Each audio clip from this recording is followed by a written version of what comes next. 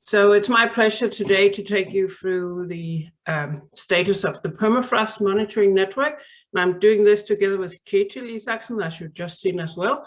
So we have an ambition to reach 15 minutes because we want to share with you the status of what we have actually been doing in the permafrost side so far. The presentation today, I'll take you first through a little bit what's the status of what we promised to do. And then I will also focus a bit on what's actually been our challenges with logistics and how we do that in permafrost before we finish off with some data. We have been trying to also upgrade one of the existing deep boreholes at Kaplan A. This hasn't happened yet, so that's one of the things we have left to do. We have looked into establishing new boreholes also in other parts of Svalbard. You will hear more about that, both in North and Eastern Svalbard. We've been upgrading some existing boreholes around Longyearbyen. I'll talk about that as well. And we've been establishing one deep borehole kind of through the permafrost in the area around Adventdalen. And then we have also been updating the UNIS-based SIOS drill rig to handle also different types of sediments and to be able to core. And the drill rig, you can see a little bit in the upper part of this photo, has been developed further in collaboration with a German company called Kurz drill system. It's handmade down there. And we've upgraded this as part of the SIOS-InfraNor infrastructure together with the Colibri Geoservices company in Norway and Svalbard, and then of course us as permafrost researchers. And we've done that so that it's possible to actually use this infrastructure in all parts of Svalbard. And that's possible because it only weighs 600 kilos, as you can see, and it has a gasoline engine.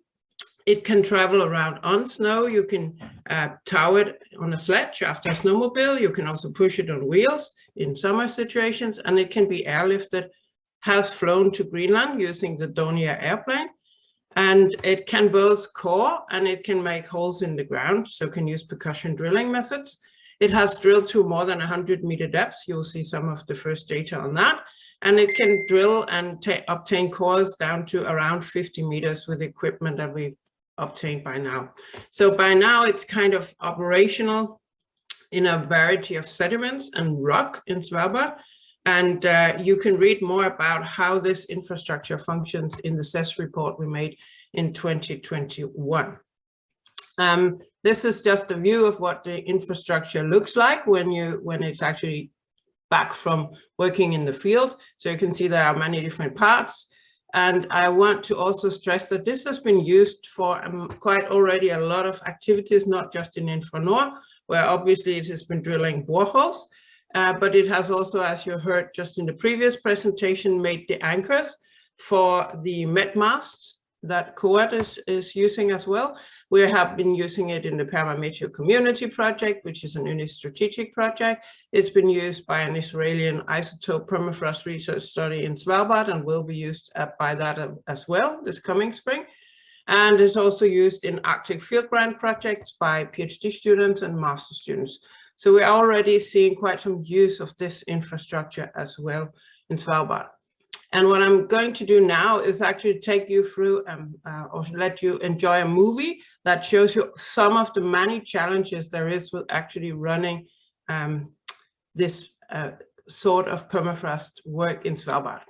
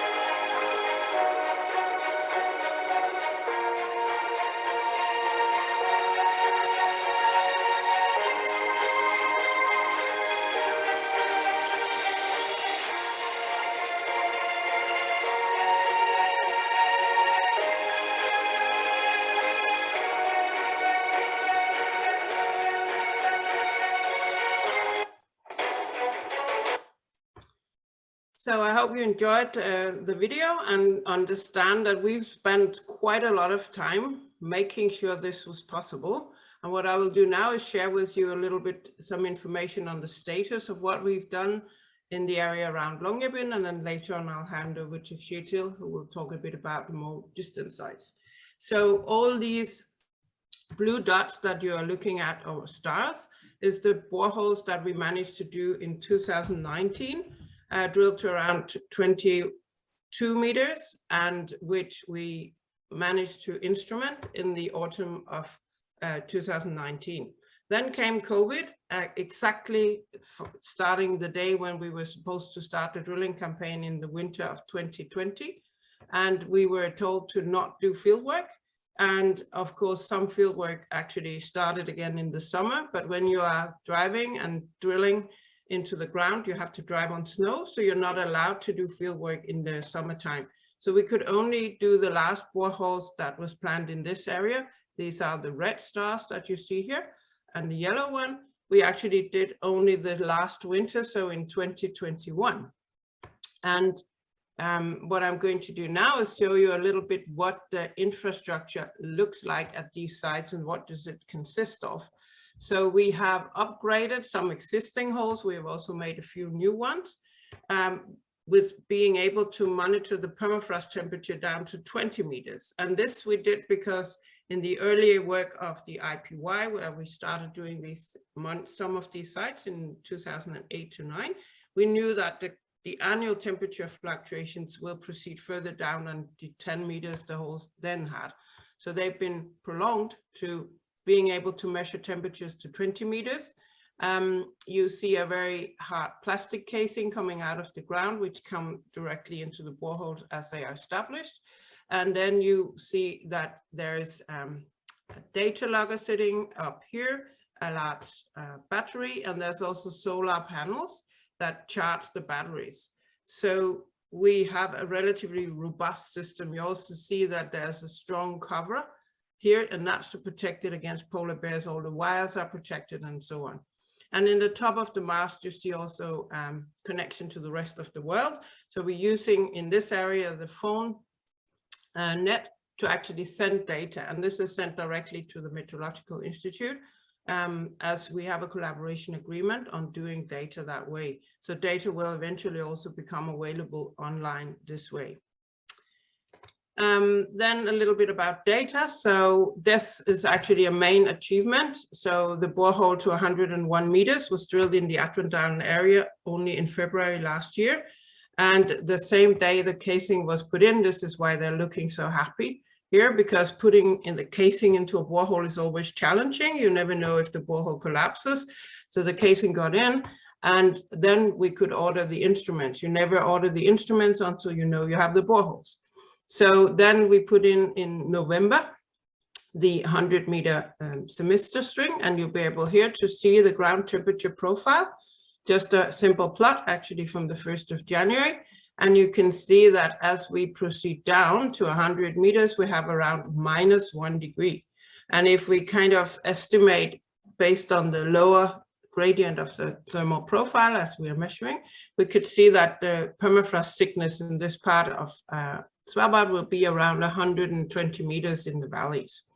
What you can also see is the ground thermal profile is relatively steep like this, and not going in this direction as you could imagine. And this is telling us that this site has undergone significant warming prior to the time when we measure the temperatures by now. And my last slide here will be giving you the information on the temperatures at 20 meters in the existing boreholes. So as you remember, we only have temperatures going on now in the ground at the blue stars. And what is really interesting about this first collaboration, or you could say the first overview of the permafrost temperatures, is that when you look into Atwendalen, so these areas here, we have around -5 to -6 degrees. As we go to Jansenhaugen, close to Jansenhaugen is a pingo, where we're measuring -3.5 degrees at 20 meters. But when we go into the valleys, up at Fritam and in the Longyearbyen Valley and at Indalen, we have much higher ground temperatures, around -2 to -3 degrees, as you can see. And this is, of course, partly controlled by the amount of snow. So as we just heard from some of the presentations earlier today, we have relatively little snow in Adventdalen, which is parallel to dominant airflow, and therefore also relatively low temperatures. But I'll stop sharing and hand over to you, Ketil. So I hope you are ready.